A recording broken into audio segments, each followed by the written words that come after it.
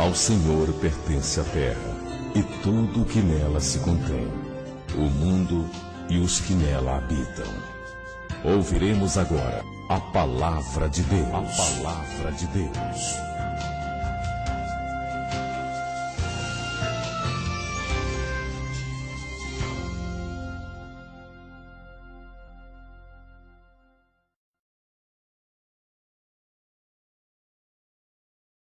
Êxodo 25, versículos 8 e 9.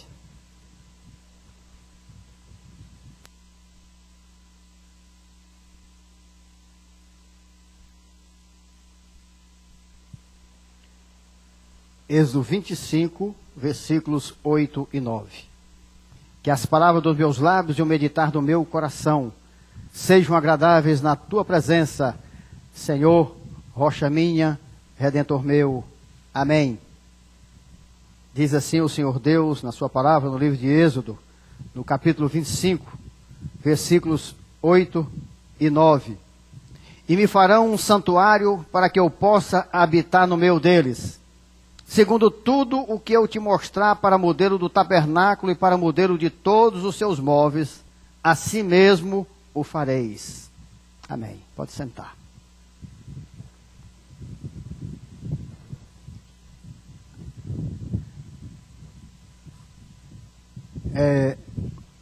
Com a queda do homem, a gente fazendo um breve histórico para nós entendermos bem a mensagem poderosa que Deus fala em todo esse livro, mas como não podemos ver todo o livro, mas gostamos de ver com qualidade aquilo que Deus nos mostra, então nós vamos receber o máximo que a gente puder nesses dois versículos.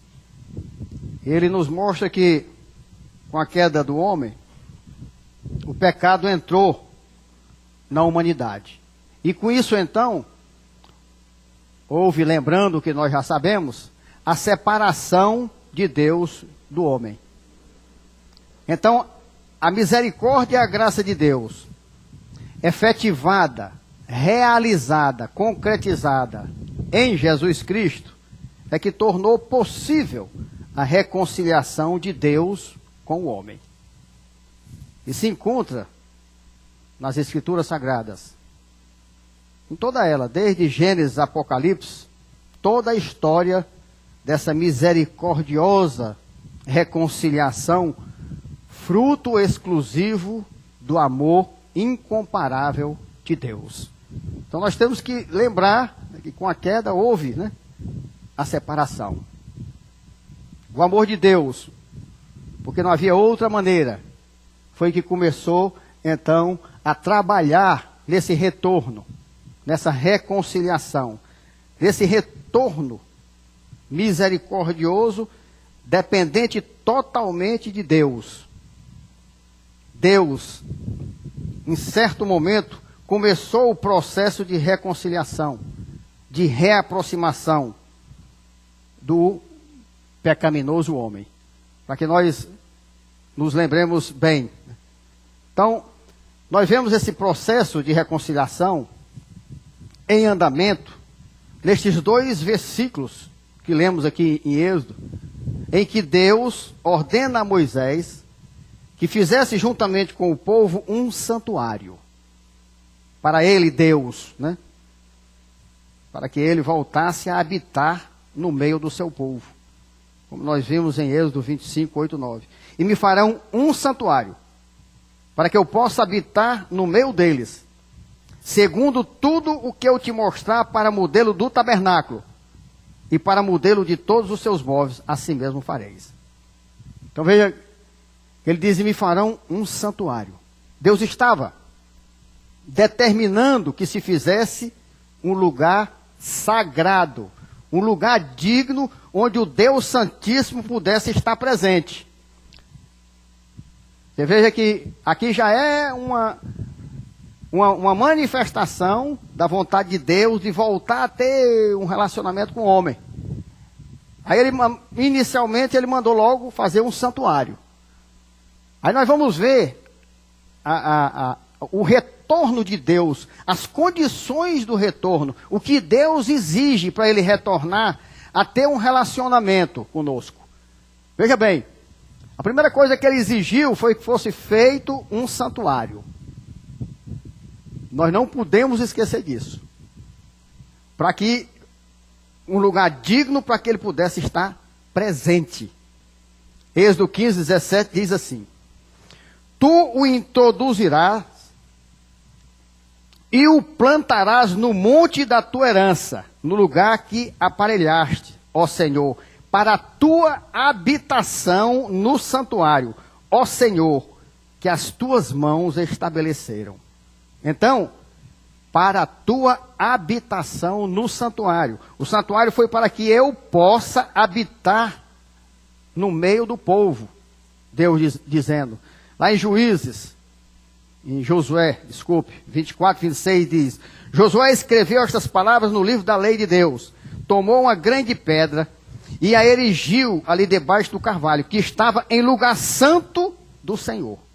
Ó, a Bíblia deixa claro que todo o lugar consagrado a Deus, onde Deus passa, onde Deus chega, onde Deus habita, é santo. E por isso, é absurdo imaginarmos que um lugar santo onde Deus habita, pode também habitar o pecado. Você veja que quando ele resolveu habitar no meio de nós, ter um relacionamento de volta conosco, ele exigiu logo um santuário, onde ele pudesse habitar. Um lugar digno, um lugar santo. Deus é o santuário em que podemos e devemos habitar. E quer que nós sejamos o santuário em que Ele, Deus, possa habitar. Aí eu já pulei lá para o final, né? Para que a gente não esqueça a responsabilidade que nós temos de não aceitar o pecado.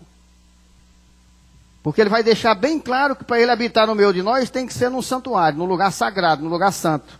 Ezequiel 11:16 diz assim: Portanto, dize, assim diz o Senhor Deus, ainda que os lancei para fora, longe entre as nações, e ainda que os espalheis pelas terras, todavia lhes servirei de santuário, por um pouco de tempo nas terras para onde foram. É como se Deus dissesse assim: como meu lugar de habitar, de levantar uma edificação para mim não é lá, eu vou ser por um pouco de tempo o santuário de vocês, onde vocês vão poder habitar. Então, nesse texto, Deus ordena: e me farão um santuário onde eu possa habitar no meio deles. Aí Deus vai se aprofundando. Ele estava se referindo aqui, ele estava se referindo ao tabernáculo. Tabernáculo é exatamente um nome derivado do verbo habitar. Quando ele disse, faz um santuário onde eu possa habitar, ele estava dizendo, faz um tabernáculo. Porque essa palavra tabernáculo, quando você puxa no original, ela é derivada do verbo habitar. E Êxodo 25, 8, 9, ele diz, e me farão um santuário para que eu possa habitar. Um lugar santo, onde eu vou fazer morada. Traduzindo, né? No meio deles, segundo tudo que eu te mostrar, para o modelo do tabernáculo. Olha aí. Porque tabernáculo estava ligado a habitar. Era um lugar santo, um santuário, onde ele pudesse habitar. É como se Deus fosse repetitivo. Aí ele diz, segundo tudo que eu te mostrar, para o modelo do tabernáculo, e para modelo de todos os seus móveis, assim mesmo o fareis. Você veja como fala, né? Alguns versículos que a gente passa batido, mas Deus, ele é muito detalhista. E se a gente não buscar nele, a gente não entende realmente. Ele está falando que eu posso habitar. Ora, se eu só posso habitar se for num tabernáculo. E esse tabernáculo tem que ser um santuário. Esse santuário, já está dizendo, é um lugar santo, sagrado, digno de eu habitar.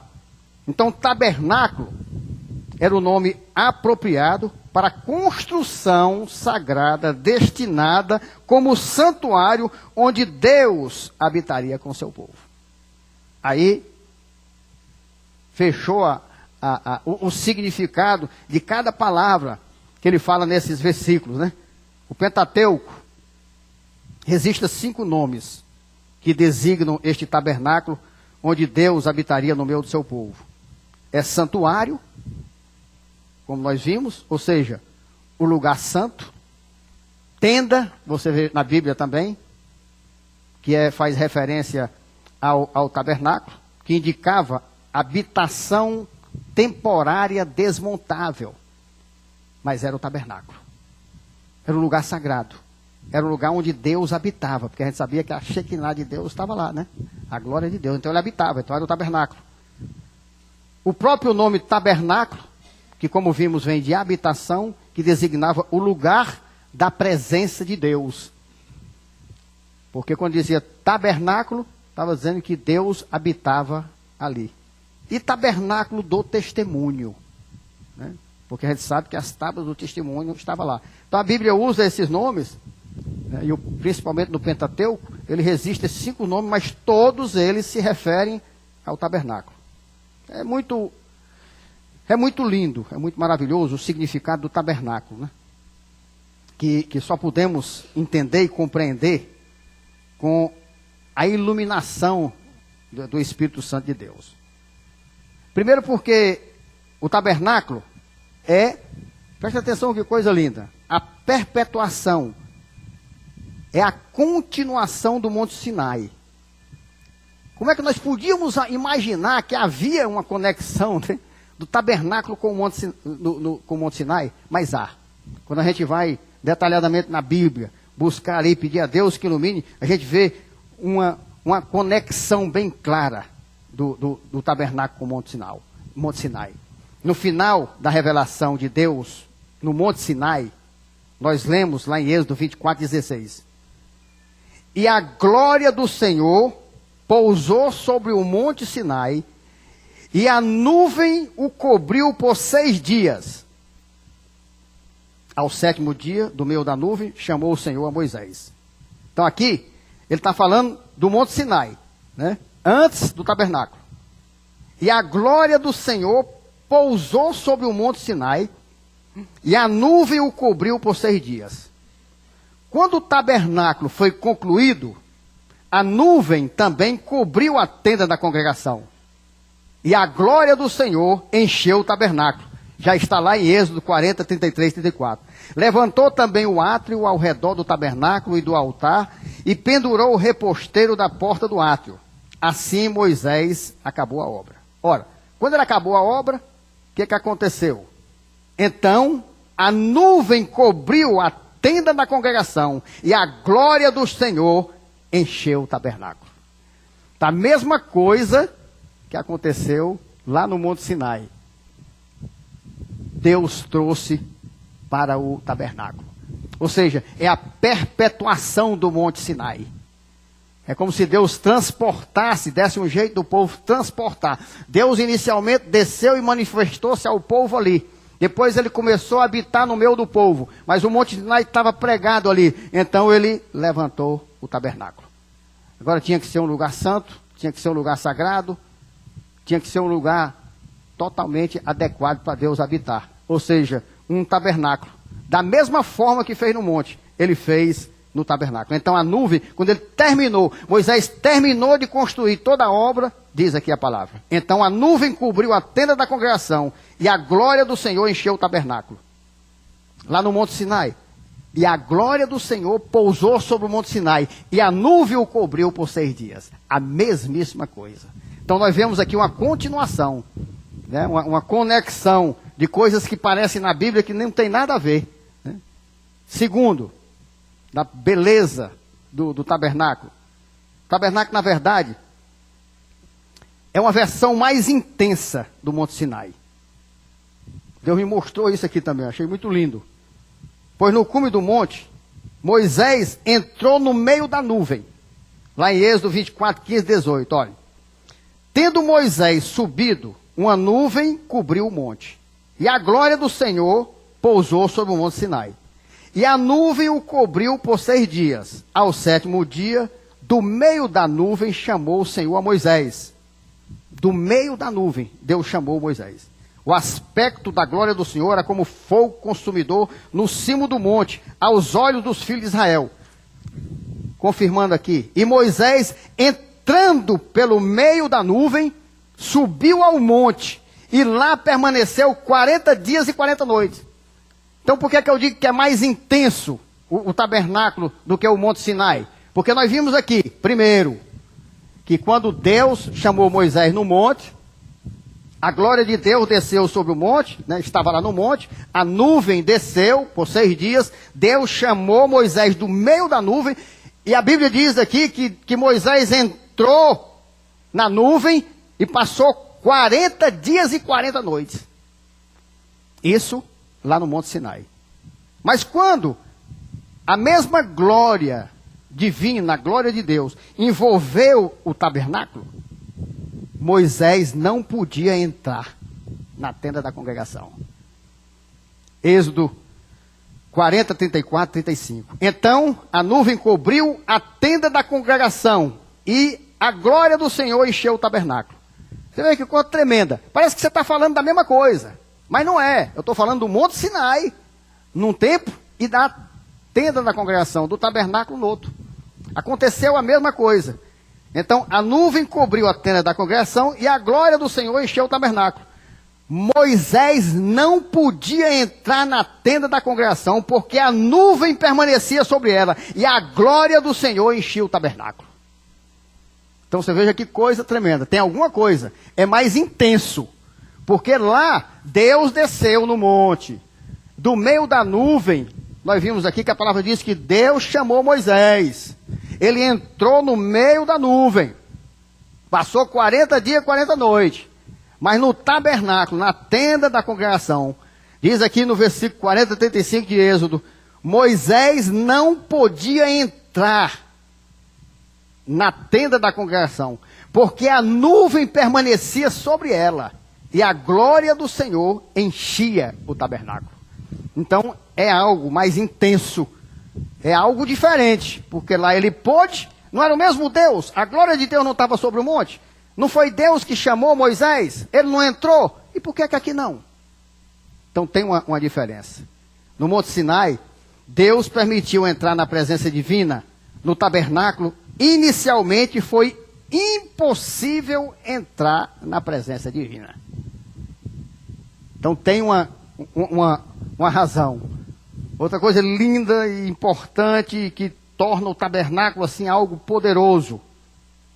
O tabernáculo, ele foi o complemento do Monte Sinai. Na verdade, o Monte Sinai, olha que iluminação linda, que analogia linda. O Monte Sinai foi um casamento, ou seja, uma cerimônia que após a qual os cônjuges devem começar a viver juntos. Só depois daquela cerimônia, só depois da cerimônia do casamento é que os cônjuges podem viver juntos. Isso a gente tem pregado aqui, é doutrina de Deus, por isso que os casais vêm aqui, é lindo porque é loucura para o mundo, né? Casal vinha aqui, nunca se beijou, nunca pegaram na mão e vem casar. Parece que a gente está, né? Numa outra era.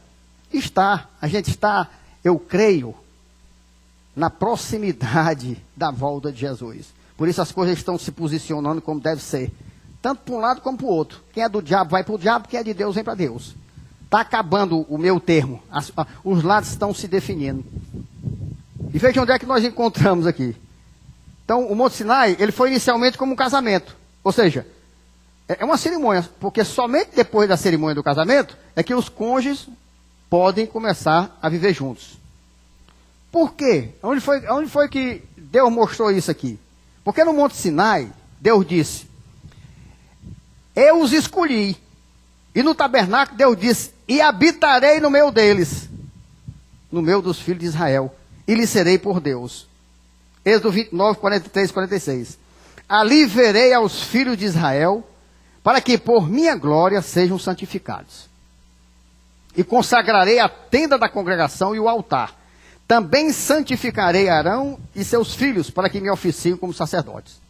E habitarei no meio dos filhos de Israel, e serei o seu Deus.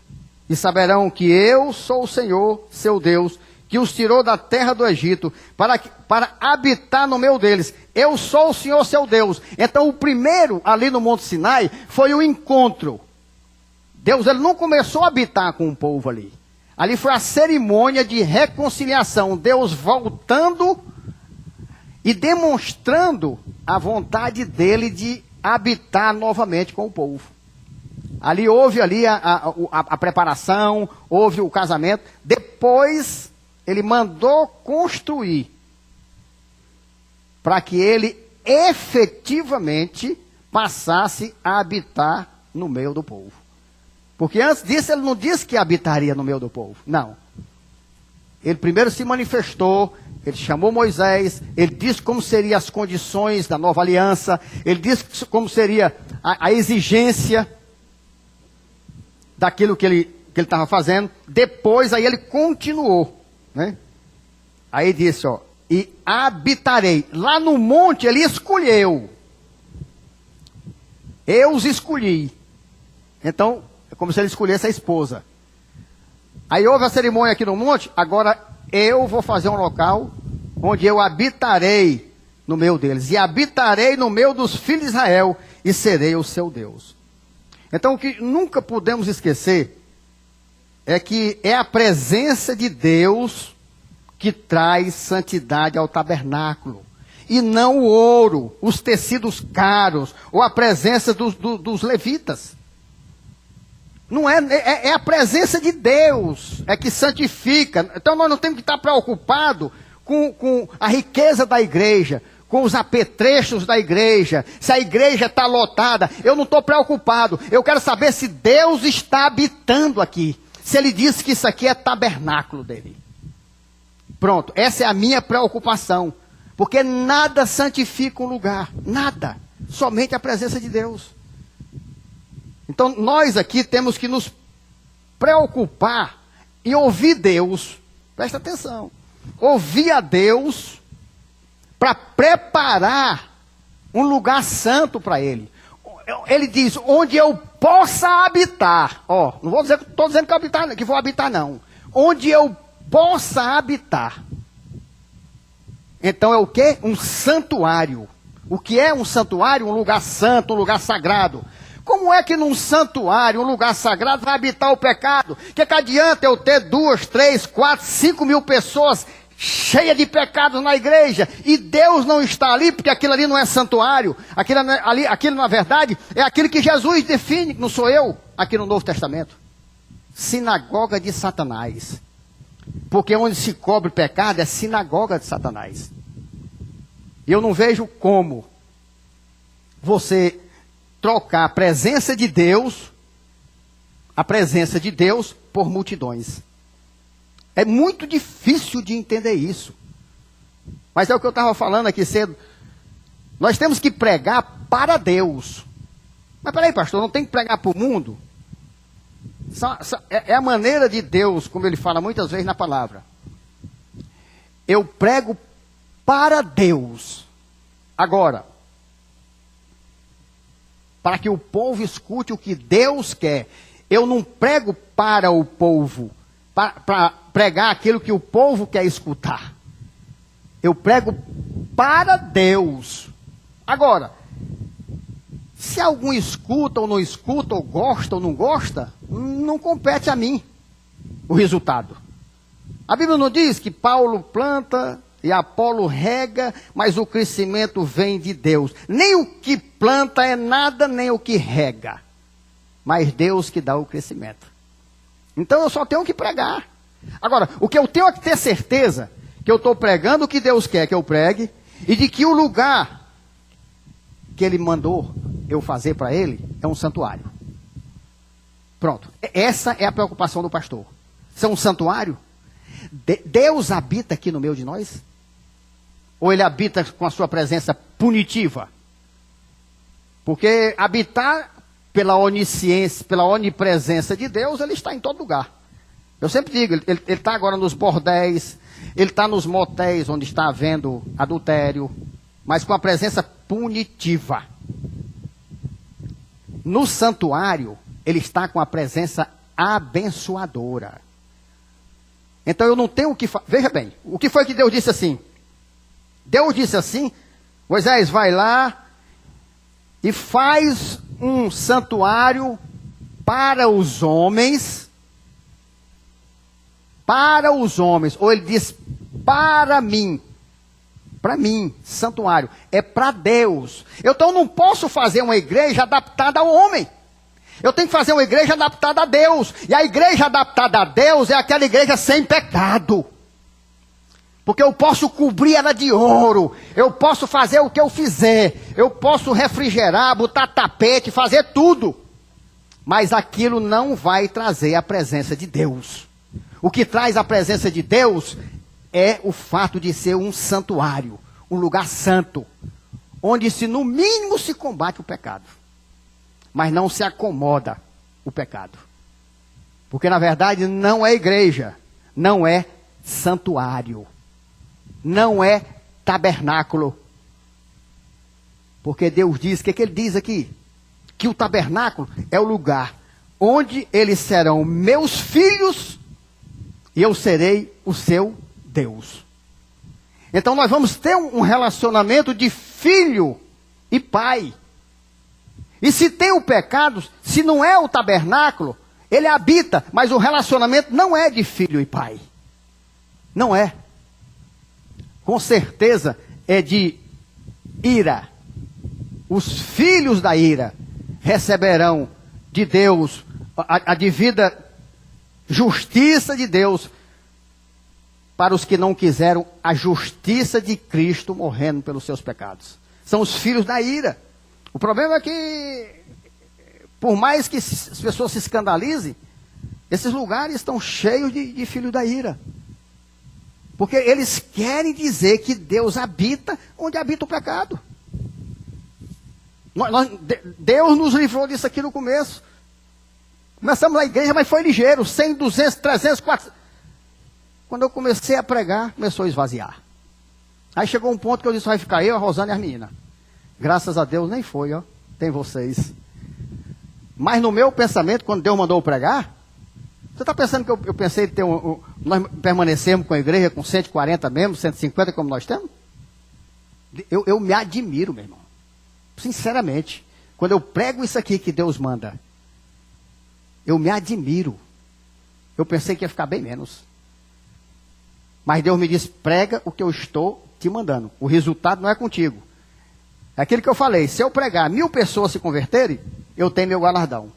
Se eu pregar 1000 pessoas forem para o inferno, meu galardão é o mesmo. Meu galardão é o mesmo. Deus vai me cobrar se eu preguei ou não o que Ele mandou. Ele não vai cobrar o resultado.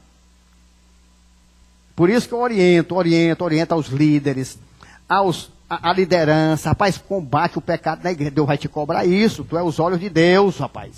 Combate. Aos pastores, pastor Júnior, pastor Valdir, não te preocupa com quantidade de gente na igreja não, rapaz. Tu tem que deitar a tua cabeça e dizer, Senhor, eu preguei o que o Senhor quis, eu estou em paz com o Senhor, só tem 5 membros na igreja. Eu estou em paz com o Senhor, acabou, meu irmão, acabou-se. Não tem outra, não adianta a gente querer fazer diferente. Porque Deus não habita onde não for santuário, onde não for um lugar digno. Então, nós não podemos esquecer que é a presença de Deus que traz santidade ao tabernáculo. E não o ouro, os tecidos caros, ou a presença dos levitas, ou a quantidade de pessoas. Não é. A pessoa, quantas igrejas não tem no louvor? Levitas, que eu sei, de muitas igrejas grandes. O cara adulterando. O cara no louvor de igreja grande aqui. Adulterando com a irmã, com a mulher do irmão do louvor também, rapaz. Como é que Deus vai estar numa igreja dessa? Me diga aí, meu irmão, pelo amor de Deus. O pastor sabendo, agora não pode tirar porque o cara é bom. O cara é bom, rapaz. É o Valdir Soriano da igreja. Vou logo dizer assim, porque o cabo desse aí, né? E o Valdir Soriano agora deve ter se contorcido no inferno. Porque nem o Valdir Soriano quer ser tem coragem de estar num louvor desse. O cara louvando a Deus, cara. Em adultério. O irmão do lado dele. E ele transando com a mulher do irmão, meu irmão. O pastor sabendo. Rapaz, isso é loucura, cara. Mas não dá para parar, porque se parar ali aquele louvor, se tirar o cara, a igreja perde 200 membros, 300 membros. E o pastor não pode viver sem isso. Sabe por quê? Porque o pastor não conhece o Jeová Jireh, o Deus da provisão. Ele tem que prover. Ele tem que trazer homens para trazer dízimo para a igreja. Esse é que é o problema das igrejas. Eu glorifico a Deus ter me dado coragem para ser doido. Porque senão eu tinha entrado nessa enchente aí. Já visto? O cara veio para cá, converteu-se aqui. Tudo que foi ensinado durante anos, o cara saiu. Está hoje aí com a igreja com 5 mil membros. 5 mil membros. Eu não sei onde é que o diabo vai arrumar tanto canto no inferno. O negócio grande é o inferno, menino. É grande, o inferno é grande, porque do jeito que vai, eu não sei onde é que vai caber tanta gente lá. E tem uns que o diabo não quer que vá agora, porque é pior do que eles aqui na terra. Aí o diabo só faz uma concorrência grande. Tu fica por aí mesmo, porque aqui não tem lugar para ti não. Nem o diabo quer. De tão ruim que o cabo é aqui na terra. Estão dentro da igreja, meu, fazendo tudo diferente. É uma de 3 mil membros, outra de 4 mil membros. As 3 maiores daqui foi eu, fundei, eu. Que Deus tenha misericórdia da minha vida. Foi eu, nasceu aqui. As 3 maiores, as 3, se eu não me engano, 4. Se eu tiver errado, foi para menos, para mais não. Desvirtuadas. Será que eu fiquei louco? Será que eu ia deixar de estar numa igreja de 3, 4, 5 mil membros para estar numa de 150? Eu tendo fundado aquela igreja, será que eu fiquei louco? Será que eu perdi a noção Ou será que Deus teve misericórdia de mim e abriu meus olhos e disse, rapaz, tu não cai nessa não, tu sai daí. Eu acho que foi mais fácil isso. Então isso é como um casamento. Não é a festa que vai trazer a felicidade dos noivos, mas a presença abençoadora de Deus, que só se fará presente se houver santidade nos noivos. Por isso que tem divórcio. Por quê? Porque os casamentos já casam com divórcio. Digno entre todos seja o matrimônio, bem como o leito sem mácula, porque Deus julgará os impuros e adúlteros. Está lá em Hebreus, né? Aí como é que faz? Acaba vem para o altar, rapaz. Prostituído, amancebado, acasalado. O pastor sabe disso. Aí o cara diz que vem para o santuário. Santuário unindo imoralidade. Que conversa é essa, rapaz? O Deus do Monte Sinai, o Deus do tabernáculo? Não. Esse Deus, com certeza, o Deus que colocou o Filho na cruz por causa do pecado, vai aceitar o pecado dentro da igreja? Isso é uma incoerência, isso é uma loucura. Doido é quem pensa assim. Porque se Deus matou o Filho na cruz, como é que ele vai aceitar o pecado de volta na igreja? Uma vez conversando com a irmã e falando de o filho em pecado para botar para fora de casa. Mas aí eu questionei se Deus botava um filho para fora de casa, por causa do pecado. Olha aí onde é que a gente questiona. Se Deus bota um filho para fora de casa por causa do pecado. Deus não faz isso não. Deus mata o filho por causa do pecado. Porque ele pegou o filho dele. E sabe o que é? Quando se bota um filho para fora da casa, uma filha para fora de casa em pecado, você está botando porque está em pecado. Deus matou o filho sem pecado. É muito mais sério. Se eu tivesse que questionar, eu ia questionar Deus. Como é que o senhor faz esse negócio desse? Pega um homem santo, o único que tinha santo, e botou na cruz, por causa de um bando de pecador. Aí o cara não quer tratar o pecado na casa dele, porque Deus é amor. Deus é amor. Eu não posso fazer isso. Aí eu disse, meu irmão, Deus não bota filho para fora não, Deus mata na cruz. Os nossos filhos ou foram crucificados com Cristo na cruz, ou não são nossos filhos. Porque Jesus disse, minha mãe, meus irmãos e minha irmã são estes que fazem a vontade do Pai. Não os que estão convivendo comigo não. Então se Jesus disse isso, quem sou eu para dizer diferente? O tabernáculo ou qualquer outro lugar só é santo por causa da presença de Deus. Ele deve ser a habitação de Deus, e Deus não habita onde habita o pecado. No próprio tabernáculo, se Deus partisse, se afastasse, o tabernáculo deixaria de ser santo. A santidade se findaria. Porque o que santifica ali, sabe, é a presença de Deus. Não é nada que se faça lá dentro. Isso é para nós gravarmos. Um lugar é santificado pela presença de Deus. Não adianta eu fazer o que eu fizer. Se Deus não estiver lá, não é santo. Outro motivo tremendo do tabernáculo. Ele é a projeção, o prolongamento do Monte Sinai. Como o povo de Deus não poderia transportar o Monte Sinai para onde eles fossem, como nós falamos no início, Deus providenciou uma tenda transportável. Assim, deixar o Monte Sinai não significa abandonar o Deus do Monte Sinai. Aqui vem a religiosidade, né? Tem gente que sabe para que foi que Deus fez isso? Para saber que aonde eu vou, Deus vai comigo. Ele é um tabernáculo móvel. Aí tem gente que vem para o culto, só é santo no culto, porque ele está no Monte Sinai. E o Monte Sinai não é transportável. Aí quando ele sai, ele deixa Deus lá no monte. Aí amanhã está pecando. Ele não entende que Deus não está mais no Monte Sinai.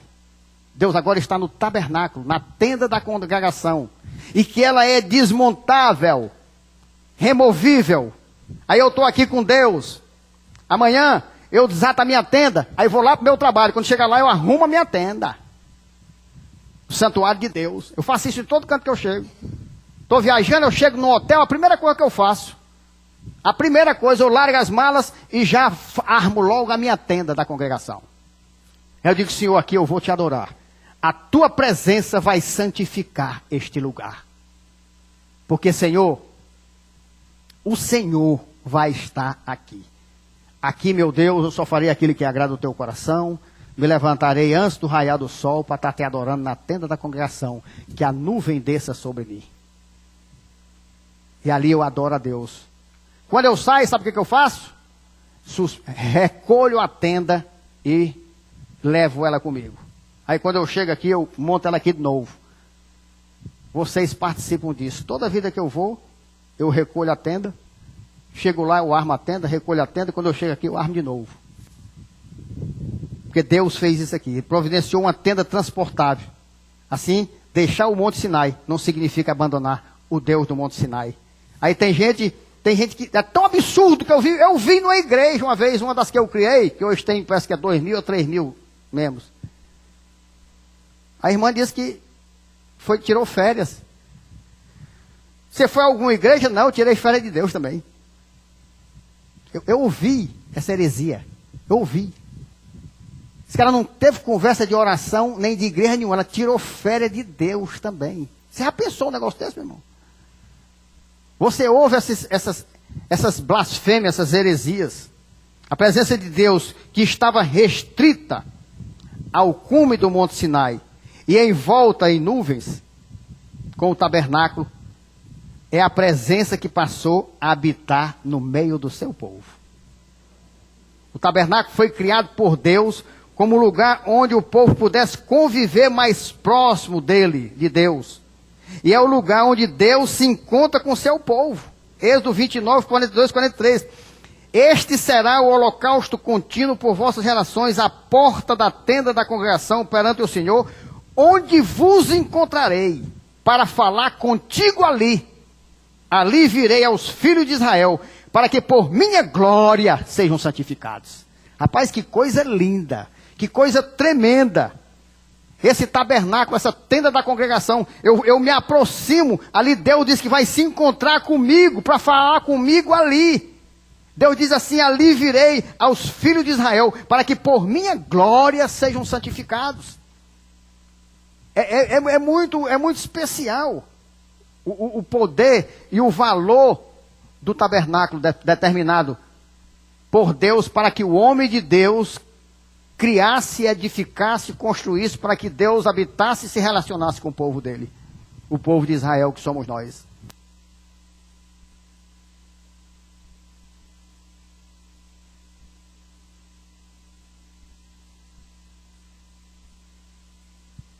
Como afirmou um comentarista do Antigo Testamento, que eu achei muito tremendo. Ele falou assim: o tabernáculo é a principal cabeça da ponte, da doutrina, da encarnação no Antigo Testamento.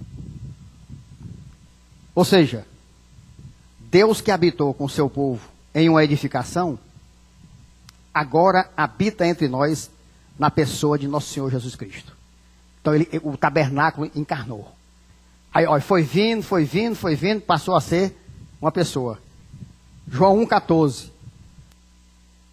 E o verbo se fez carne e habitou entre nós, cheio de graça e de verdade. E vimos a sua glória, glória como do unigênito do Pai. Em Hebreus, o autor usado por Deus deixa registrado que o tabernáculo, ou a tenda, representam o tabernáculo celestial. Hebreus 8,5 diz assim: os quais ministram em figura e sombra das coisas celestes, assim como foi Moisés devidamente instruído quando estava para construir o tabernáculo. Pois ele diz: vê que faças todas as coisas de acordo com o modelo que te foi mostrado no monte. O que devemos lembrar é que o tabernáculo celestial é maior e mais perfeito, pois ele não é feito por mãos humanas, e seu sumo sacerdote é Jesus Cristo. Hebreus 9, 11 e 12. Quando, porém, vê o Cristo como sumo sacerdote dos bens já realizados, mediante o maior e mais perfeito tabernáculo, não feito por mãos, quer dizer, não desta criação. Olha a relação que Deus faz com Cristo e o tabernáculo. Aquele tabernáculo foi feito, edificado, Deus habitava ali. Aí ele veio e passou a ser Cristo, ó, mediante o maior e mais perfeito tabernáculo. O que foi que nós aprendemos? Que tabernáculo é uma palavra derivada de habitação. Quando eu falo de tabernáculo, eu estou falando de habitação. Ele diz: faça um santuário para que eu habite no meio de vós. Um tabernáculo segundo eu vos mandar. Então, ele está dizendo aqui que mediante o maior e mais perfeito tabernáculo, não feito por mãos, quer dizer, não desta criação. Não foi Moisés que fez com as mãos humanas. É um tabernáculo muito maior. Aqui ele está falando do nosso Senhor. Não por meio de sangue de bodes e de bezerros, mas pelo seu próprio sangue, entrou no Santo dos Santos, uma vez por toda, tendo obtido eterna redenção. Então quem é o tabernáculo? Nosso Senhor Jesus Cristo. Aquele tabernáculo. Veio, ele disse: é Cristo. O tabernáculo no Novo Testamento, ele é interpretado em dois ângulos: a habitação de Deus em Jesus Cristo e a habitação de Deus nos céus. Porque Deus habita nos céus e Deus habita em Jesus Cristo. Então, o Novo Testamento já traz o tabernáculo. Quando se fala em tabernáculo, o povo só quer ir para o antigo tabernáculo. Mas é a sombra das coisas que irão de vir. É uma tipologia. Ela foi realizada em Cristo Jesus. Então o tabernáculo agora está como uma Páscoa. Não tem mais que estar fazendo Páscoa com cordeiro, não. Cristo é o nosso cordeiro pascal. Tabernáculo não é mais aquele, não. É Cristo, o Senhor Jesus, que eu simbolizo. Quando eu armo aonde eu chego, eu estou dizendo: Cristo está comigo. Mas Ele é o maior e mais perfeito tabernáculo, não feito por mãos, quer dizer, não desta criação. Não por meio de sangue de bode e de bezerro, né, como era feito lá os holocaustos, os sacrifícios, mas pelo seu próprio sangue. Entrou no Santo dos Santos, uma vez por toda, tendo obtido eterna redenção. O tabernáculo, então, nos dois casos, que é a habitação de Deus e a habitação de Deus em Cristo Jesus e a habitação de Deus no céu, nos dois casos, todos os verdadeiros crentes se sentem atraídos e à vontade para uma maior aproximação e intimidade com Deus. Ora, se o tabernáculo é um lugar santo, como é que eu vou me aproximar em pecado? Se Deus está ali condenando o pecado, como foi que aconteceu com Nadab e Abiú, os filhos de Arão, que se aproximaram desse jeito, com fogo estranho? A mesma coisa. Então não morre muita gente aí hoje, por causa da misericórdia de Deus. Mas com certeza um dia, todos eles vão ser consumidos pelo fogo, como foram os filhos de Arão. Vamos falar rápida e resumidamente sobre a estrutura perfeita do tabernáculo e alguns dos seus significados maravilhosos. A estrutura do tabernáculo era composta de 3 partes, bem resumido. O átrio externo, o santo lugar e o santo dos santos, ou o santíssimo lugar. Então, de maneira bem simplória, essa é a divisão do tabernáculo. O átrio externo era onde o povo de Israel podia oferecer as suas ofertas. Era no átrio externo. O santo lugar era adentrado apenas pelos sacerdotes, ungidos para esse fim. Ali ainda podia ir o Arão, os filhos dele. Mas os santos dos santos, ou o santíssimo lugar, era onde estava o propiciatório, lugar onde Deus falava ao povo. Êxodo 25, 22. E ali virei a ti, e de cima do propiciatório, o propiciatório estava dentro do santíssimo lugar, do meio dos 2 querubins, que estava um do lado e outro do outro, e cada uma das suas asas tocava a parede do átrio de um lado e do outro, e aqui também. Então eles fechavam todo o santíssimo lugar. E ali virei a ti, e de cima do propiciatório, do meio dos 2 querubins, que estão sobre a arca do testemunho, falarei contigo a respeito de tudo o que eu te ordenar no tocante aos filhos de Israel. O propiciatório, então, era a tampa, né? A cobertura da arca, né? Ou então o lugar onde acontecia a expiação. A expiação pelos pecados. Essa palavra é uma tradução da raiz hebraica que significa apagar ou encobrir. Então havia propiciação para que fosse apagado os pecados do povo. A culpa diante de Deus, para que assim o crente possa se reconciliar com Deus. Então o propiciatório. Havia ali a reconciliação. Por isso que essa palavra significa apagar, encobrir. Porque ali é onde Deus agia com misericórdia e amor para que o povo tivesse condição de se reconciliar. Deus determinou o ato da propiciação, que era realizado no Antigo Testamento através dos sacrifícios de sangue. Então, como era que era feita a propiciação pelos pecados no Antigo Testamento? Derramamento de sangue. É o que a gente conhece bem pela cerimônia. O sangue derramado na morte da vítima sacrificada era o preço do perdão. E esse preço só era aceito porque Deus assim determinara. Interessante, às vezes as pessoas dizem assim, mas por que Deus sacrificava os animais? Porque Deus fazia isso? Ora, o salário do pecado não é a morte. O pecado não dá derramamento de sangue. Então, a resposta, por que Deus faz isso? Porque você peca. Deixe de pecar, que o sangue deixa de ser derramado. Mas o povo vai sempre para Deus, né? Levítico 17, 11. Porque a vida da carne está no sangue. Eu vou-lo tenho dado sobre o altar, para fazer expiação pela vossa alma. Porquanto é o sangue que fará expiação em virtude da vida. Assim Deus deixou claro no Novo Testamento que Jesus Cristo, através do seu sangue, foi feito a propiciação pelos nossos pecados. Romanos 3, 24 e 25. Sendo justificados gratuitamente por sua graça, mediante a redenção que há em Cristo Jesus, a quem Deus propôs no seu sangue, como propiciação mediante a fé. Olha que coisa tremenda, não dá para a gente fazer exegese de toda os versículos. Mas Deus propôs no seu sangue, no sangue de Jesus, como propiciação para pagar meus pecados. Agora, mediante a fé. Mediante a fé. Tem que receber dele a fé. Para manifestar a sua justiça, por ter Deus, na sua tolerância, deixado impune os pecados anteriormente cometidos. Então Deus tinha que manifestar a justiça de Deus. Então Jesus morreu por causa da justiça de Deus. Deus disse que tinha que morrer um justo. Era a justiça dele.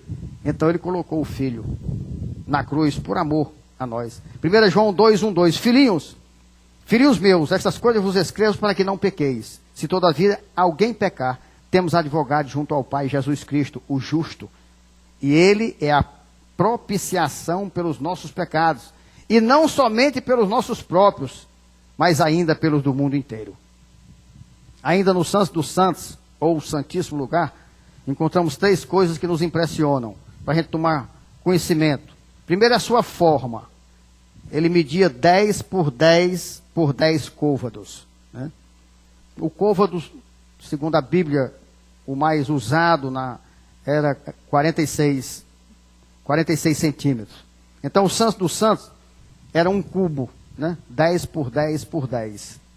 Mais tarde, quando o tabernáculo deu lugar ao magnífico templo construído por Salomão, o Santo dos Santos continuou sendo um cubo, só que passou a ter 20 por 20 por 20 côvados. 1 Reis 6:20. E o oráculo era por dentro de 20 côvados de comprimento, 20 de largura e 20 de altura. E o cobriu de ouro puro, também cobriu de cedro o altar. Se examinarmos os 2 últimos capítulos da Bíblia, veremos que a cidade celestial é descrita também como sendo um quadrado. Apocalipse 21:16. A cidade era quadrangular, e o seu comprimento era igual à sua largura. E mediu a cidade com a cana, e tinha ela 12.000 estádios, e o seu comprimento, largura e altura eram iguais. Cubo. Os estudos nos mostram que entre os hebreus, o cubo era o símbolo da perfeição, em vista da sua perfeita simetria. Era o símbolo da perfeição. Então não é por acaso que o tabernáculo era, o templo era e a cidade celestial. Exatamente igual, né? Comprimento, largura e altura. Deus determinou o Santo dos Santos como um cubo para expressar a infinita perfeição do Deus de Israel. Como já vimos, segundo o seu propósito, deveria ser a habitação de Deus entre o seu povo. O tabernáculo no deserto foi a primeira habitação de Deus na terra. Preste atenção. Podemos dizer que o tabernáculo é uma tipologia de Jesus, pois foi através do tabernáculo que Deus tornou possível a reaproximação do homem com ele, Deus, né? Estava afastado lá, aí ele construa aí que eu vou me manifestar a vocês. Porque Deus, nós sabemos, andou com Adão, andou com Eva no Éden, falou muito aos patriarcas, visitou Abraão de forma visível, mas nunca fizera para si um lugar de habitação na terra. Todo esse tempo, Deus se manifestou, as teofanias, mas lugar de habitação na terra, não. Primeiro foi o tabernáculo, onde Deus começou a mostrar a sua vontade de habitar com o povo. Terceiro, a santidade do tabernáculo, do Santo dos Santos, pois só o sumo sacerdote tinha permissão de adentrar este santuário interior. E mesmo ele, somente em ocasiões especiais, depois dos devidos preparativos, né? Foi assim também mais tarde, quando Salomão construiu o templo no lugar do tabernáculo. Então, o propósito do Santo do Santo era a habitação de Deus entre o seu povo. Não tinha acesso, né? Somente uma vez no ano o tabernáculo. Quando Cristo foi crucificado, né? Diz que o véu se rasgou. Porque no reposteiro tinha um véu que separava o santíssimo lugar do lugar santo. Então, ninguém podia adentrar porque morria. O sacerdote, uma vez no ano, com muitos preparativos, disse aí os registros que ele ficava noites e noites acordados antes de entrar. Porque se ele sonhasse algo pecaminoso, ele morria. Os sinetes lá é amarrado por uma corda. Se ele morria lá dentro, era puxado. Quando Jesus morreu, aí a Bíblia diz que franca ficou a entrada. Agora, através de Cristo somente, nós podemos adentrar no Santíssimo Lugar. Depois do tabernáculo, como falamos, veio o templo. Depois do templo, veio o Filho do seio do Pai. João 1,14. O Verbo se fez carne e habitou entre nós. Vimos a sua glória. A glória como do unigênito do Pai, cheio de graça e de verdade. Depois veio a igreja. Efésios 21, 2, 21, 22. No qual todo o edifício bem ajustado cresce para templo santo no Senhor, no qual também vós juntamente sois edificados para a morada de Deus no Espírito.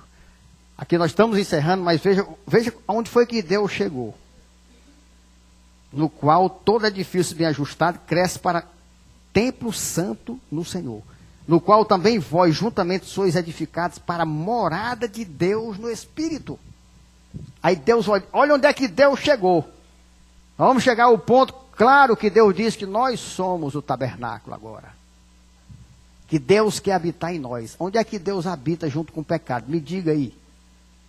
Como é que Deus vai habitar num lugar que não é santuário? Porque ele disse lá na frente que tem que ser um santuário, um lugar santo, sagrado, limpo, sem pecado. Então hoje nós somos o tabernáculo, o templo do Espírito Santo, o templo de Deus. Hoje nós somos. O que eu acho maravilhoso e impressionante é que toda vez que o Novo Testamento emprega a expressão templo de Deus, no original, meu irmão, lá no Novo Testamento, toda vida que você vê a palavra aqui em português, templo de Deus, falando de cristão, no original, ele usa a mesma palavra que significa Santo dos Santos. Quando ele fala, o templo de Deus, falando do cristão, quando ele diz templo de Deus e cristão, no grego, a palavra é a mesma que significa Santo dos Santos. Então ele nos chama de Santo dos Santos. Nós somos o tabernáculo, onde Deus deve habitar. Pelo menos é para sermos. Agora isso é o que a Bíblia diz, meu irmão. Como é que o cara quer acomodar o pecado? Onde é que Deus vai habitar onde habita o pecado? Dessa forma, é sagrado o privilégio e a responsabilidade de pertencer a Cristo e de ser habitado por Ele. 1 Coríntios 6, 17 e 20. Presta atenção, nós estamos encerrando. Mas aquele que se une ao Senhor é um espírito com Ele. Fugir da impureza. Qualquer outro pecado que uma pessoa cometer é fora do corpo. Mas aquele que pratica a imoralidade peca contra o próprio corpo. Acaso não sabeis que o vosso corpo é santuário do Espírito Santo? Literal. Faça um lugar onde eu possa habitar, um santuário onde eu possa habitar, um tabernáculo conforme eu vos ordenar. Aí ele veio, aí quando chega aqui no Novo Testamento, ele diz assim: acaso não sabeis que o vosso corpo é santuário do Espírito Santo? Como é que Deus? Primeiro que tudo, você está dizendo, se é santuário, é santo, é sagrado. Então, se tem pecado, não é santuário. Então, não está em Cristo. Então, não é convertido. O que é que eu quero estar com gente desse jeito? Eu tenho que estar com outro santuário, rapaz. Porque aqui foi literal. Se ele dissesse assim, o vosso corpo é do Espírito Santo, mas ele disse é santuário. É santuário do Espírito Santo. É santuário. É morada do Espírito Santo. É sagrado. Deve ser santo. Não pode ter pecado. Eu acho maravilhoso, porque quando chega em momentos que dá para questionar, Deus leva de uma forma tal que não fica dúvida. Acaso não sabeis que o vosso corpo é santuário do Espírito Santo, que está em vós, o qual tendes da parte de Deus, e que não sois de vós mesmo? Olha, o que Deus está dizendo? Pai, você é santuário de Deus, você tem da parte, o Espírito Santo que você tem da parte de Deus. E sabe por quê? Porque você não é de você mesmo. Sabe por quê? Porque você foi comprado com o sangue de Jesus. Então você não é seu. O seu Senhor lhe comprou e lhe destinou como santuário do Espírito Santo. Então eu não posso dizer que não sou, a não ser que eu não tenha sido comprado pelo sangue de Jesus. Aí não tem conversão, aí não se pode falar em cristão. Está aqui a continuação. Porque fostes comprado por preço. Então você não é seu. Você foi comprado por preço? Pois se você foi comprado por preço do sangue de Jesus, você é santuário. Você é santuário do Espírito Santo, a Bíblia diz. O qual tem da parte de Deus. E que não sois de vós mesmo? Está perguntando. Rapaz, tu não sabe não, rapaz. Que tu não é teu. Que Deus te comprou. E te declarou e te determinou como santuário do Espírito Santo. Tu não é teu. Tu não pode fazer isso. Tu não pode fazer o que tu quer. Tu tem um Senhor, Ele determinou. Eu estou aqui para ser santuário do Espírito Santo. Eu tenho que abominar o pecado, eu tenho que lutar contra o pecado. Eu me conscientizei disso. Eu não aceito o pecado na minha vida. Eu não aceito. Eu vou lutar contra ele. Porque eu fui comprado. Eu fui comprado e Deus determinou que eu era santuário do Espírito Santo. Porque fostes comprados por preço, agora pois glorificai a Deus no vosso corpo. Glorificai a Deus no vosso corpo. Dê glória, louve a Deus. Por isso é que eu digo, não adianta louvor não. Deus diz na Bíblia, eu não suporto o estrépito dos teus cânticos. Por quê? Porque não são o santuário de Deus que estão louvando a Deus. Eu só posso glorificar a Deus no meu corpo. É onde Deus diz que é o culto racional. Onde eu ofereço meu corpo como sacrifício vivo, santo e agradável ao Senhor. Esse é o culto racional. É dessa forma que eu glorifico a Deus. O meu louvor, ele é expressado em cânticos. Mas é a expressão da minha vida de santuário. Se eu estiver em pecado, eu estou cantando. E Deus não suporta o estrépito desses cantos pecaminosos. Porque louvor não tem nada a ver. Primeiro nós temos que dar o melhor de nós, de técnica. Mas não é a técnica a primeira coisa do louvor. Só pode louvar a Deus quem é santuário de Deus. Se não é santuário, pode ser o melhor cantor do mundo. Mas não pode estar louvando a Deus porque Deus não recebe. Porque Ele quer que nós Ele quer que nós o glorifiquemos no nosso corpo. 1 Coríntios 6, 15, 17 diz assim, confirmando. Não sabeis que os vossos corpos são membros de Cristo? E eu, porventura, tomaria os membros de Cristo e os faria membros de meretriz? Absolutamente não. Paulo é bem enfático. Que conversa é essa, rapaz? Você acha que eu vou usar o membro de Cristo, rapaz? Você acha que eu vou usar o tempo do Espírito Santo para pecado, para membro de meretriz? Você é doido? Em outras palavras, é isso. Você não tem juízo não, cara? Como é que você quer acomodar isso, rapaz? Como é que você quer até dizer que você tem um espaço que acomoda o Espírito Santo e seu pecado? Isso não é santuário. Absolutamente não. Ou não sabeis que o homem que se une à prostituta forma um só corpo com ela? Porque, como se diz, serão os dois uma só carne. Mas aquele que se une ao Senhor é um espírito com ele. Então, ou eu me uno na carne e sou prostituto igual ao mundo, ou então eu me uno com Deus e sou um espírito com Ele. Porque nós somos nascidos do Espírito. Em Cristo Jesus nós somos espírito. Às vezes eu digo para certas mulheres que o homem está prostituindo com um amante. E a irmã tomando a Santa Ceia. Você é prostituta. Porque quando ele se une com a prostituta, ele se torna prostituto. E quando você se une com o prostituto, você se torna prostituta. Aí a irmã está lá tomando a Santa Ceia, diz que é santa, está na igreja, mas está aceitando a amante do marido. Prostituta, é o que diz a palavra. Por inferência, rapidamente você chega a essa conclusão. 1 Coríntios 10, 8. E não pratiquemos imoralidade, como algum deles o fizeram, e caíram num só dia 23 mil. O verdadeiro crente nunca esquece que é o tabernáculo, o templo do Espírito Santo, o santuário, o templo de Deus. Por isso que Deus exige que nós sejamos santos, porque Ele é santo. E se estamos realmente unidos com Ele, somos um Espírito com Ele, andamos com Ele e somos santos, porque Ele é santo. O próprio mundo tem um ditado que afirma, né? Me diz com quem andas, que direi quem tu és. Então, se você anda realmente com Deus, você deve ser santo, porque Deus é santo. Você viu o exemplo aí? Minha filha começou a andar com a meninazinha do mundo e com um rapazinho do mundo. E estava começando a cair. Estava começando a cair. Porque estava andando com quem não devia. Me diz com quem anda, que eu direi quem tu és. Ora, quando ela começou a andar com eles, e eles não vieram para a igreja, eles queriam dizer o quê? que ela estava fazendo, ou ia começar a fazer, o que eles querem. Senão eles teriam vindo para a igreja e começavam a fazer o que ela queria. Alguém vai influenciar alguém, meu irmão. Alguém influencia alguém. Às vezes a irmã diz assim, mas pastor, na igreja não tem... Como é que você sabe que o seu marido pode estar no mundo, seu marido pode ser um depravado, prostituto, que Deus vai trazer, converter e lhe entregar. Você tem que confiar na promessa de Deus.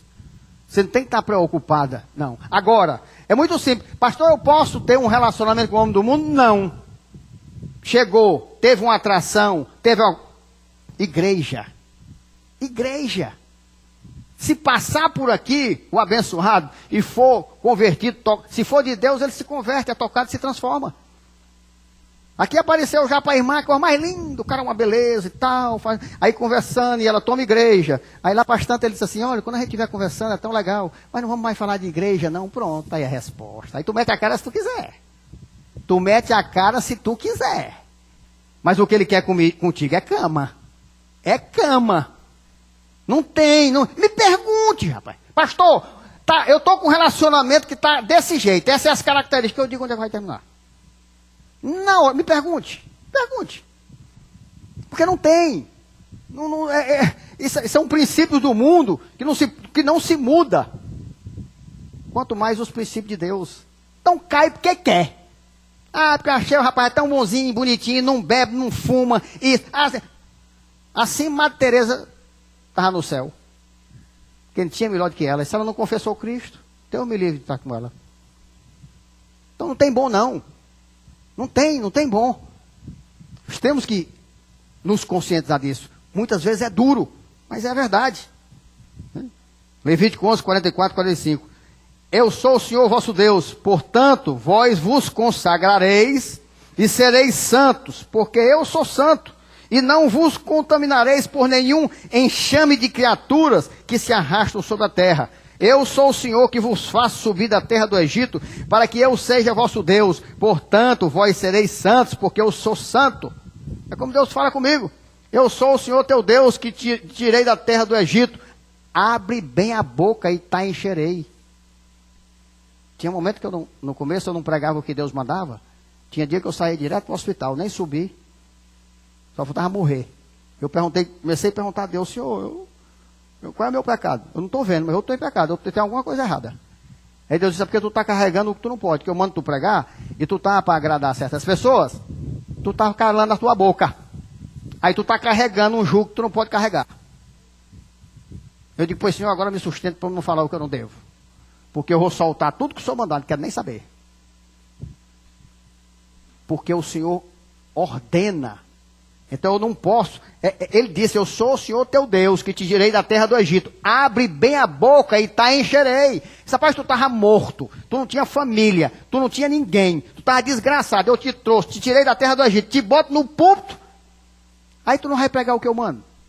É a mesma coisa. Levítico 19, 2. Fala a toda a congregação dos filhos de Israel e diz, santos sereis, porque eu, o Senhor vosso Deus, sou santo. Levítico 20, 26. Ser-me-eis santos, porque eu, o Senhor, sou santo. E separai-vos dos povos para serdes meus. Separai-vos dos povos para serdes meus. Deus diz, separa, rapaz. O cara não quer vir para a igreja. Que amizade tu vai ter com um cara que não quer estar na igreja, cara? Isso é tão lógico. Pastor, como é que eu sei que um rapaz é meu? Pastor, como é que eu sei que uma moça é minha? Traga para a igreja. Se for, Deus vai converter, Deus vai confirmar tudo.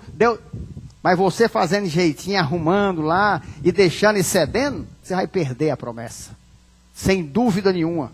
Levítico 21, 8. Portanto, o consagrarás, porque oferece o pão do teu Deus. Ele vos será santo, pois eu, Senhor, que vos santifico, sou santo. Só um em Novo Testamento. 1 Pedro 16. Porque escrito está, sede santo porque eu sou santo. Ora, imperativo, sede santo por quê? Porque eu sou santo. Você não anda comigo? É Deus dizendo, você não é meu tabernáculo? Eu não habito em você? Então sede santo porque eu sou santo. É aquela história. Me diga com quem tu anda que eu direi quem tu és. Quais os amigos que você anda? Que eu vou dizer. Em pouco tempo, o que você vai estar fazendo? É a mesma coisa. Aqui é imperativo, porque está escrito, sede santos, porque eu sou santo. Acabou. Deus aqui é direto, ele é curto. Imperativo, ele não está pedindo nem sugerindo, não. Porque está escrito, sede santos, porque eu sou santo, cara. Acabou. Você não tem outra opção. Separa dos povos, rapaz. Vai viver a tua vida. Tu não vive, não, ser esse povo do mundo. Tu tem que estar agradando o mundo. Eu quero lá saber do mundo, rapaz. É uma ingratidão tão grande com Deus, que Deus me dá tudo. E ninguém se preocupa em agradar a Deus. Só se preocupa com a desgraça da opinião dos outros. Até quando o cara quer ter o carro, é porque o fulano tem, o cara não tem nada para ele, é para os outros. Passei dessa fase, acabou. Agora, para mim, eu faço aquilo que eu gosto. Eu vejo os colegas lá, todo mundo compra Hilux, todo mundo compra Hilux. Porque os outros têm. Aí ele não compra, não é para ele. É para atender os outros. Rapaz, isso é um absurdo. Eu tenho que agradar a Deus. Eu tenho que agradar a Deus. Então eu passei essa fase. Passei. Eu acho, sabe, que me entenda aqueles que têm Hilux, mas eu acho a Hilux assim, o símbolo da decadência, do caráter, sabe? Me perdoe quem tem, porque o cara não é nada, aí se monta numa Hilux, aí vira homem. Eu tenho a dele pavor. Você vê que o cara não está fazendo para ele. Você vê que o cara está fazendo. Assim é o povo, rapaz. Fica se preocupando com a opinião não sei de quem. Deus começou a me converter. Quando eu estava na igreja, quando eu cheguei para o pastor, que disse, rapaz, você tem coragem de me dizer isso, né? Quando eu comecei a ouvir a voz do Espírito Santo, eu disse, pastor, quer saber de uma coisa? Eu vou agradar a Deus. Se eu entrar aqui um dia, a igreja inteira, irmão Humberto, e o senhor também, e eu chegar de noite em casa, Deus disser, estou triste com você. Pastor, eu vou me acabar. Agora se eu entrar aqui, vocês me derem as costas, você, todo mundo, e eu botar minha cabecinha no travesseiro, Deus disser, meu filho, estou contigo. Eu digo, pastor, eu disse desse jeito, você dançou, eu vou orar pela sua vida, estou nem aí para você. Ele olhou para mim e disse, rapaz, tu tem muita coragem de dizer isso. Eu digo, não, lógico, eu era verdão, era para me ter dito com mais jeito, né? Hoje eu não falaria daquele jeito, diria a mesma coisa de outra maneira. Mas fui muito claro, e é uma verdade. Se eu agradar a Deus, eu não quero saber a quem eu estou agradando, não, meu irmão. Pergunte minhas filhas e minha mulher. Eu duvido arrumar um pai melhor, um marido melhor. Carrega ela no colo, bota tapete vermelho, telefone, e amo mesmo e faço tudo. Agora, não penda para desagradar meu Deus que dançou tudinho. Agora, se tem uma mulher honrada, pode perguntar a ela, na face da terra chama-se ela. Mas tem uma coisa, é comigo, com relação a Deus, é comigo do meu lado, não questiona nada. O que Deus falar com você, eu faço. Você sabe o que está no nosso convite de casamento? Aquela passagem lá de Ruth, o que ela diz, né? Teu Deus é o teu Deus, né? O meu Deus é o teu Deus, né? Morrerei contigo e tal. Ela tem cumprido isso. Ela tem cumprido isso. Ela diz, onde você for, eu vou. O que você disser, eu faço. Isso ela já demonstrou, inclusive com as nossas filhas. Que é difícil uma mãe amar tanto, mas ela disse, pecou contra Deus, estou com teu pai, ele não fica só porque eu estou com ele. A gente deixa, não tem conversa, não tem negociação para nós. Eu acho lindo isso. É uma das coisas que eu mais me sinto uma só carne com ela. É eu saber o quanto uma mãe ama as filhas. Ela diz, morro por vocês. Mas se vocês desagradarem a Deus, eu estou com seu pai. Não conte comigo para fazer coisa errada contra Deus. Pronto. É só isso aí. O resto a gente carrega no colo, a gente ama, a gente ajuda, a gente faz tudo que for possível. A única coisa que a gente não negocia é isso. Sabe o que é que parece isso? Lá no Éden, né? Deus disse, tudo, manda nos animais, eles vão te servir, come daqui, come daquela, bebe daqui. Era um semideus, na verdade o homem era um semideus. Era Deus no céu e ele o Deus na terra, porque Deus deu Só dessa árvore não comerei. Aí vai lá o desgraçado e come. Pra quê, rapaz? Pra quê, cara? Tu tinha tudo, tu tinha tudo. Deus disse só uma, só uma. Aí eu digo para minhas filhas, pai, vocês têm tudo. Faço tudo por vocês, tudo. Só tem uma, honrar a Deus acima de tudo. Não pode? Graças a Deus ela aprendeu. Pudemos, papai. Pudemos, papai. Então vamos junto. Aí nós somos uma família. Aí nós somos felizes. Eu sempre digo para ela, você está vendo isso aqui? A gente unido, hoje orando, está vendo isso aqui? Cada um de vocês vão casando. Meça o sucesso de vocês por isso aqui. Enquanto vocês tiverem essa família, como nós estamos aqui, nos amando, unidos, em paz uns com os outros, essa aqui é o maior parâmetro do que é sucesso e felicidade. Se vocês tiverem tudo no mundo, conquistarem, não tiverem isso aqui, vocês estão derrotadas. Isso aqui vocês só conseguem com Deus poderoso. Vocês só conseguem se vocês forem santuário. Templo do Espírito Santo. Esse é meu ensino. E acabou. Daí eu não tô, quem aceita, quem não aceita, eu não estou preocupado não. Porque eu não sou burro. Contra fatos não tem argumento. Eu vejo pessoas viverem, pode viver igual a mim, mas melhor não. Estou falando de bens, estou falando de paz, de relacionamento, de gozo, de alegria, de união verdadeira. Então, o tabernáculo, nós falamos de 3 partes, da mesma forma que no Antigo Testamento, o tabernáculo era uma estrutura tríplice. Assim também nós, a nossa constituição, como seres humanos. O corpo corresponde ao ato externo. A alma corresponde ao santo lugar. E o espírito corresponde ao santo dos santos.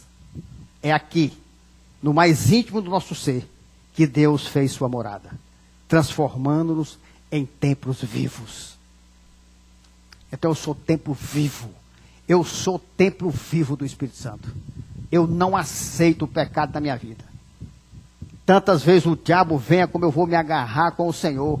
A Bíblia diz, resisti ao Satanás, ele fugirá de vós. Nós somos templos do Espírito Santo. E assim permanecerá até a consumação, como está escrito para a gente encerrar. Apocalipse 21, 3. E ouvi uma grande voz, vinda do trono, que dizia, eis que o tabernáculo de Deus está com os homens, pois com eles habitará, e eles serão o seu povo, e Deus mesmo estará com eles. Glória a Deus. Final de tudo, quando Jesus voltar, olha, aí como ele é o tabernáculo? Tabernáculo de Deus, que é a confirmação. Isso é palavra, quando você tem contexto de Gênesis e Apocalipse. Não é palavra com contexto fora de contexto, não. Isso é palavra. Porque você fala em cada uma, vai confirmando aquilo que Deus falou. Não tem negócio de você inventar, não. Não tem o que inventar, não. A palavra de Deus é lisa demais. Não precisa você inventar, não. E ouvi uma grande voz, vinda do trono, que dizia, eis que o tabernáculo de Deus está com os homens. Ó, quando Jesus chegar. Pois com eles habitará, e eles serão o seu povo, e Deus mesmo estará com eles. Para toda a eternidade. Que coisa maravilhosa. Então que nós permaneçamos assim. Que nós clamemos ao Senhor, para que sejamos esse tabernáculo, para que sejamos, abominemos o pecado, não entremos em conformidade com esse século.